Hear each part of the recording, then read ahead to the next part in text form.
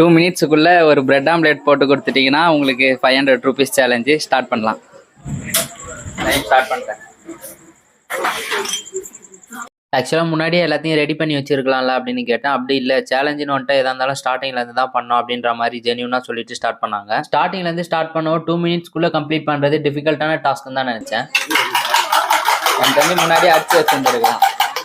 ஒரு டம்ளர்ல 2 முட்டையை உடச்சி ஊற்றி சால்ட் பேப்பரை தூவி விட்டு அப்படியே அடிச்சு ஆம்லெட் போட்டாச்சு. இல்லை 38 செகண்ட் 40 செகண்ட் முடிஞ்சிருக்கு. ஆக்சுவலாக ஃப்ரெஷ்ஷாக ஃபர்ஸ்ட்லேருந்து ஸ்டார்ட் பண்ணுறாங்க. ஆம்லெட் கலக்கினதுலேருந்து எல்லாமே இப்போ ஃப்ரெஷ்ஷாக ரெடி பண்ணி ஓடிட்டு இருக்கு. 50 செகண்ட்ஸ் முடிஞ்சிருக்கு.